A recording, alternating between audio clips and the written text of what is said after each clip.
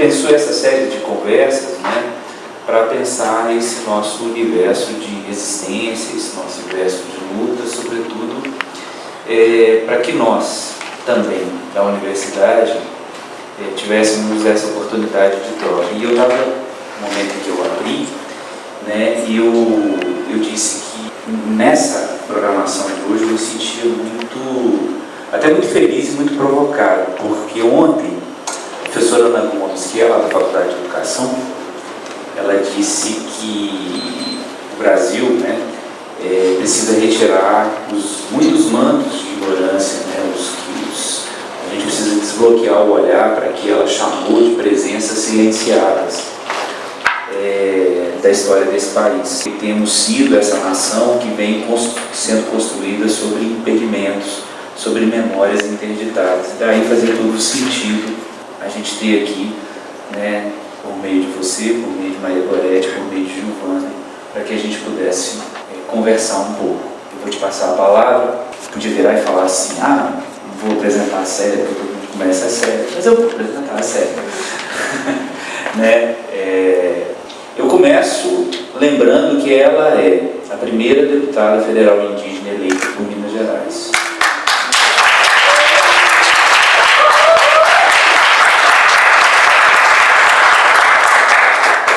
Lembro que ela é deputada. Célia é graduada em Formação Intercultural para Educadores Indígenas pela UFMG. Ela tem mestrado pelo Programa de Pós-Graduação Profissional em Desenvolvimento Sustentável, área de concentração e sustentabilidade junto a povos e terras tradicionais, na UNB, Universidade de Brasília. Doutorado pelo Programa de Pós-Graduação em Antropologia Social, na UFMG. Foi coordenadora na Educação Escolar Indígena, na Secretaria Estadual de Educação de Minas Gerais. Tem experiência na área de educação indígena, com ênfase em educação nas políticas públicas que versam a educação diferenciada. E é deputada federal pelo PSOL. Bom que se diga. Seja muito bem-vinda.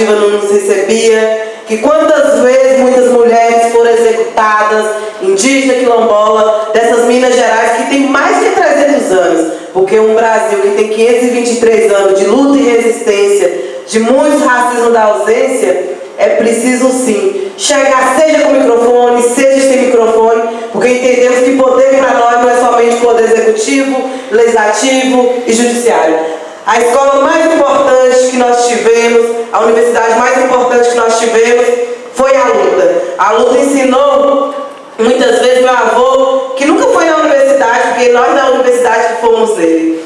Cada vez que ali no Quilombo, ao lado do território de Chacriabá, as comunidades quilombolas falavam assim, minha filha, eu não entendo, muito pesquisador, fica aqui um mês com o caderno anotando, e eu não aproveitei nada que ele falou. E eu falei uma palavra e escrevi 3 livros. Então, para dizer que cada vez que pergunta para nós quando é que vamos escrever nosso primeiro livro, eu falo que antes de escrever o primeiro livro de antropologia, o que fazemos é cosmoleitura, o que fazemos é luta-leitura. Muitas vezes não temos tempo de sustentar a mão na caneta, mas a gente só escreve quando a gente guia firme o pé no chão do território.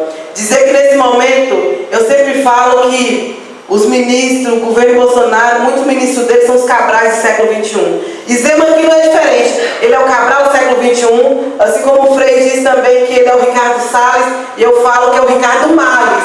Porque nesse momento, o passador da boiada, que ainda quer vir dizer que quer presidir uma comissão de meio ambiente, e aqui no Estado não é diferente, um governo que quer privatizar tudo, e que tem que ser responsabilizado pelo crime ambiental. Mas o que acontece aqui na Serra do Curral, eu sempre falo isso, é caso de repercussão geral. É assim como o caso de Yanomami, é o caso que está em evidência. Mas existem várias outras situações. Existe a situação da ação do Vale das Cancelas, lá no norte de Minas Gerais, Existem várias comunidades quilombolas que tentam ser silenciadas, onde estivemos com o Frei Gilvano, que está puxando aí também essa discussão. Por que eles pensam leis que é para nos matar? Por que não pensam leis boas? Quando fala do processo de consulta livre, prévia e informada, quem é que vai ter que regulamentar isso? Quem tem que dizer quem precisa ser ouvido somos nós.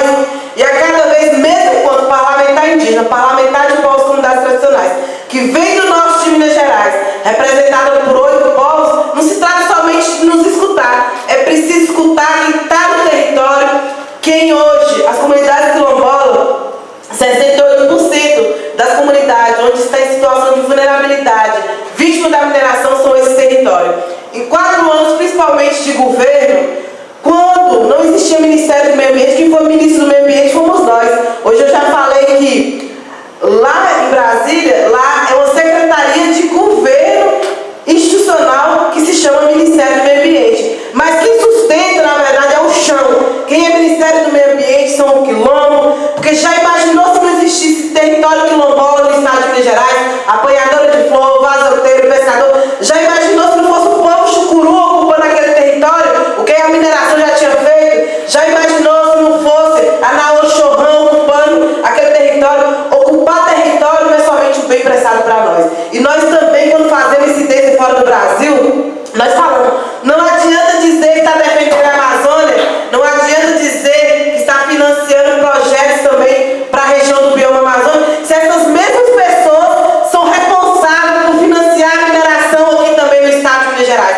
Falamos isso para a Suíça, porque a cada vez que aumenta a demanda da exportação de mineração, eu falei, não está exportando só mineração não. Vocês sabem que vocês estão exportando a vida de pessoas. Brumadinho, Mariana, assim como o caso de Yanomami, não pode ser esquecido não, não é comoção momentânea não, porque matar mais de 200 pessoas não pode ser comoção momentânea. Mas dizer que assim como o território Yanomami, o território Machacali passa por várias dificuldades também. Hoje, falar de direito à política pública, não dá para avançar nesses direitos se a gente não tocar na ferida, que é na questão fundiária. Terra devoluta do Estado, essa terra deve à luta. E nesse momento é importante que o Estado assuma também seu compromisso fundiário, porque várias situações também está no âmbito federal, da Fundação Palmares, para a regularização fundiária das comunidades quilombolas, mas também perpassa pelo Estado. Porque nós temos que lidar aqui no Estado com situação onde o IEF é o nosso maior inimigo. Então é importante dizer que nós não somos uma ameaça para o meio ambiente, não. Nós somos o próprio meio ambiente, nós somos o próprio território. E aqui em Minas Gerais também é responsável pela censura também de peças da arte. Eu falo, nesse momento não somente ecocídio, genocídio. Aqui em Minas Gerais é responsável pelo culturicídio. Tenta matar a voz da cultura. A cada vez que tenta negar o nosso território, nós morremos coletivamente. Nós morremos coletivamente 2 vezes. Quando nego a identidade e quando nego o território. A nossa voz, enquanto parlamentar, por esse estado de Minas Gerais, é dizer que não vamos usar somente a tribuna para falar de projetos de lei. Se está matando o nosso povo, nós vamos usar também a tribuna para falar de todo o processo de retrocesso que acontece aqui.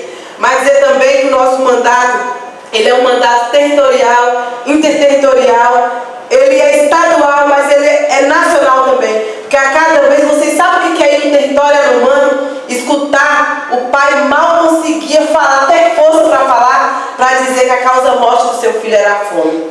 Dizer que nesse momento, nós precisamos mesmo dar força, não somente institucional, nós precisamos reativar esse jeito de fazer luta, porque eles estão tentando capturar o que aconteceu no 8 de janeiro, eles estão tentando capturar a nossa força, porque quem mais fez movimento em 2021, mesmo no contexto de Covid-19, nós fomos para Brasília, marchamos mais de 30 dias.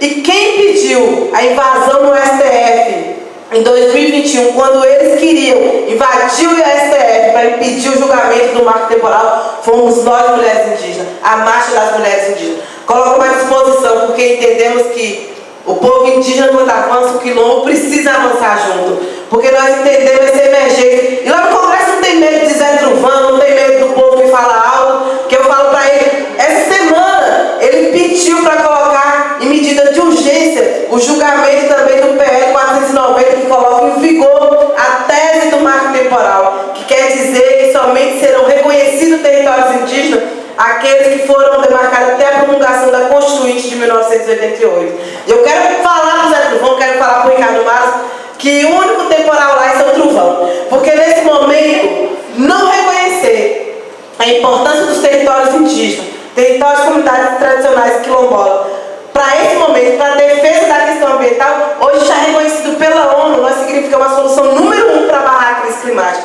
Não se trata sobre ser maioria. Nós, povos indígenas, não somos nem 1% da população brasileira. Somos 5% da população do mundo e protegemos mais de 80% da biodiversidade. Minas Gerais precisa ter orgulho. Nós precisamos dizer que a Amazônia é importante, mas o Cerrado é importante. A Mata Atlântica é importante. Essa semana foi a Semana da Mata Atlântica. As pessoas não sabem qual é a Semana da Mata Atlântica. Dizer que precisamos urgente retomar o sentido das Minas Gerais, se as montanhas gerais, os quilombos gerais, os indígenas gerais, as mulheres gerais, as águas gerais.